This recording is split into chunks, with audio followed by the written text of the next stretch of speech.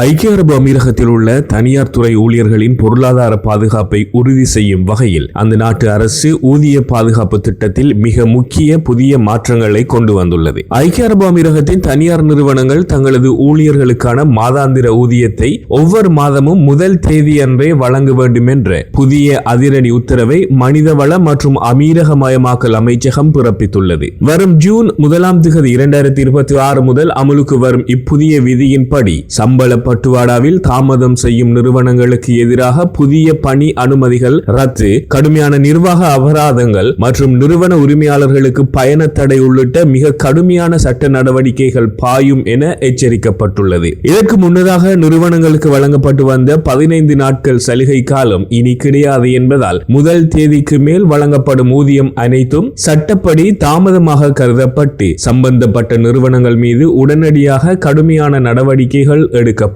இந்த அதிரடி மாற்றமானது ஏற்கனவே அமுலில் இருந்த 2022 ஆண்டின் தீர்மான எண் 598க்கு பதிலாக தற்போது கொண்டு வரப்பட்டுள்ள 340/2026 எண் கொண்ட புதிய அமைச்சக தீர்மானத்தின் கீழ் செயல்படுத்தப்படுகிறது. ஐக்கிய அரபு அமீரகத்தின் மனிதவள மற்றும் அமீரகமயமாக்கல் அமைச்சகம் அந்த நாட்டின் மத்திய வங்கியுடன் இணைந்து கடந்த 2009 ஆண்டு அறிமுகப்படுத்திய ஊதிய பாதுகாப்பு அமைப்பு திட்டத்தின் கீழ் இந்த புதிய அமைச்சர் அளவிலான தீர்மானத்தை வெளியிட்டுள்ளது. தற்போது அமீரகத்தின் 99% அதிகமான தனியார் துறை ஊழியர்களை உள்ளடக்கிய இந்த அமைப்பு மாதந்தோறும் 35 பில்லியன் திர்ஹம்களுக்கு அதிகமான ஊதிய பரிமாற்றங்களை கண்காணித்து வருகிறது. தொழிலாளர் சந்தையின் ஸ்திரத்தன்மை, வெளிப்படைத்தன்மை மற்றும் ஊழியர்களின் பொருளாதார பாதுகாப்பை உறுதி செய்வதை முதன்மை நோக்கமாக கொண்டு இப்புதிய விதிமுறைகள் வகுக்கப்பட்டுள்ளன. இதன் மூலம் கடந்த மாதத்திற்கான ஊதியம் அடுத்த மாதத்தின் முதல் தேதியன்றே ஊழியர்களின் கணக்கில் வரவு வைக்கப்பட வேண்டும் என்பதே சட்டபூர்வமாக்கப்பட்டுள்ளது. புதிய விதிமுறைகளை மீறி சம்பளத்தை தாமதப்படுத்தும் நிறுவனங்களுக்கு எதிராக கடுமையான மற்றும் படிப்படியான சட்ட நடவடிக்கைகள் பாயும் என அமைச்சகம் எச்சரித்துள்ளது.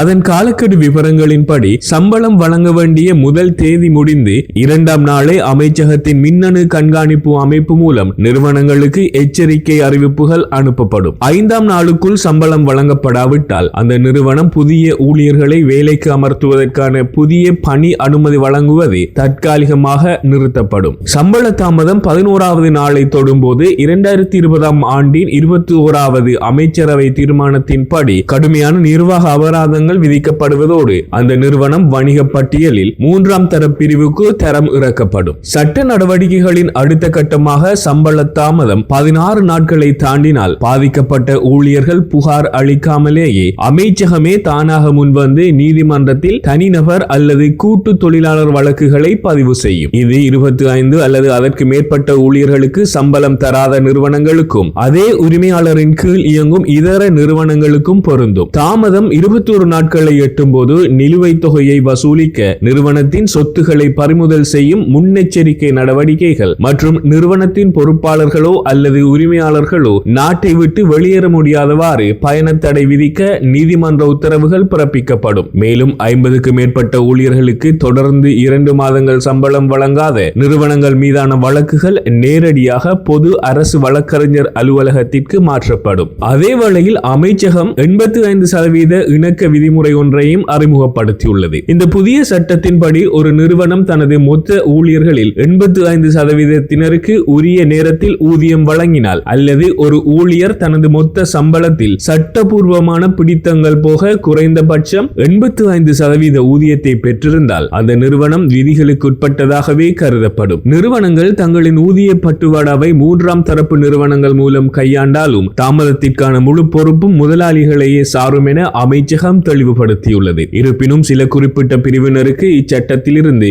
விலக்கு அளிக்கப்பட்டுள்ளது. அதன்படி நீதிமன்றத்தில் ஏற்கனவே ஊதிய பிரச்சினை நிலுவையில் உள்ள ஊழியர்கள், பணிக்கு வராமல் தலைமறைவானவர்கள், தற்காலிகமாக சட்ட காவலில் உள்ளவர்கள் மற்றும் ஊதியம் இல்லாத விடுப்பில் இருப்பவர்களுக்கு இந்த விதிமுறை கணக்கிடப்படாது. மேலும் 3 மாதங்களுக்கும் குறைவான குறுகிய கால பணி அனுமதி கொண்டவர்கள், வெளிநாட்டு நிறுவனங்களால் அமீரகத்திற்கு வெளியே சம்பளம் பெறுபவர்கள், கடல் மாலுமிகள், கப்பல் மாலுமிகள், தனிநபர் உரிமையிலான பொது டாக்ஸிகள், மீன்பிடி படகுகள், வங்கிகள் மற்றும் வழிபாட்டு தலங்கள் ஆகியவற்றிற்கு இந்த வாராந்திர அல்லது மாதாந்திர ஊதிய பாதுகாப்பு அமைப்பு கணக்கீட்டில் இருந்து விலக்கு அளிக்கப்பட்டுள்ளது. இந்த புதிய உத்தரவு அமீரக தனியார் துறையில் பெரும் பரபரப்பை ஏற்படுத்தியுள்ள நிலையில் வாடிக்கையாளர்களிடமிருந்து வரவேண்டிய நிலுவைத் தொகையோ அல்லது பணப்புழக்க பற்றாக்குறையோ ஊழியர்களின் சம்பளத்தை தாமதப்படுத்துவதற்கு எவ்விதத்திலும் ஒரு காரணியாக ஏற்கப்பட மாட்டாது என்று அமைச்சகம் திட்டவட்டமாக தெரிவித்துள்ளது. வரும் ஜூன் 1ஆம் தேதி முதல் இந்த சட்டம் மிக தீவிரமாக கண்காணிக்கப்பட உள்ளதால் அமீரகத்தில் உள்ள அனைத்து தனியார் நிறுவனங்களும் தங்களது நிதி மேலாண்மை மற்றும் ஊதிய பகிர்வு முறைகளை